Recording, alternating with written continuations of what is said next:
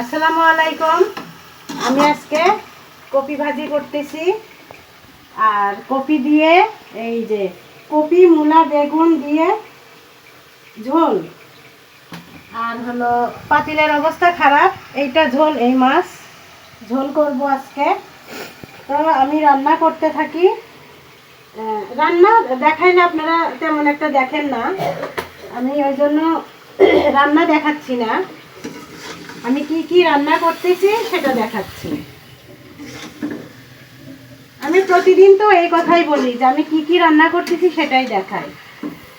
তো বলতেছি যেটা আমি একটু আগে এটা হলো সকাল 12টা বাজে, 12টা পার 1টা বাজে, আমার চোখ দিয়ে পানি আসছে। আমি কিন্তু অসুস্থ, খুব অসুস্থ বলতে কি, খুব ঠান্ডা লাগছে, সর্দি লাগছে। সেদিন যে বেড়াইতে গেছিলাম সেই বেড়ানোর ঝাল উঠতেছে আর কি।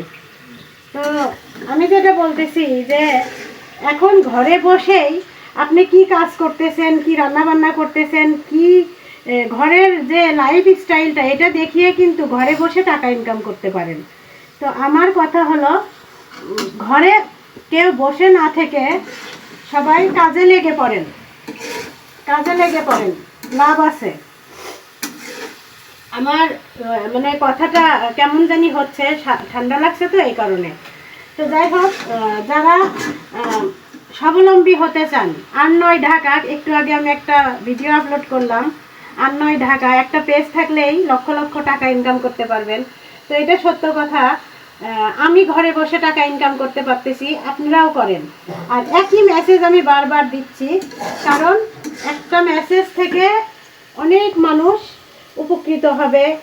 মানুষ বলতে কি, যারা ভাইয়ারা আছে তারাও বেকার বসে না থেকে তারাও এই যে ভিডিওর মাধ্যমে টাকা ইনকাম করতে পারে। হয়তো বা কিছুদিন সময় লাগবে, এটাই, কিছুদিন সময় লাগলে তাতে কি হয়েছে, এক সময় ভালো অঙ্কের টাকা আসবে। তখন আপনার মনটাই ভরে যাবে যে আমি কল্পনাও করতে পারি না আমার এত টাকা আসছে, এইরকম আর কি। তো আমি কখনো ভাবছিলাম না যে আমি টাকা ইনকাম করতে পারবো। টাকাটা অবশ্যই দেয় ফেসবুক, আর একটা টাকাও মেরে খায় না।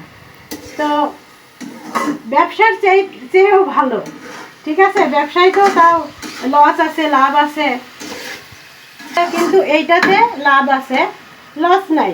হয়তো বা 2-1 বছর আপনার একটু এমনি এমনি পরিশ্রম করতে হবে, তারপরে ঠিক হয়ে যাবে, তারপরে টাকা আসতে ধরলে তখন আসতেই থাকবে। আচ্ছা, তো আমি আজকে রান্না করব মাছ, কপি ভাজি, এটা বাঁধাকপি ভাজি, আর ওইটা হলো ফুলকপি দিয়ে বেগুন দিয়ে রান্না করব। সবার কাছে বলতে ভালো লাগে, আমার ভিডিওটা যদি ভালো লাগে তাহলে আপনারা প্লিজ শেয়ার করে দিবেন। অবশ্যই ভিডিওটা মনোযোগ সহকারে দেখবেন, ধাক্কাধাক্কি করবেন না। আল্লাহ হাফেজ।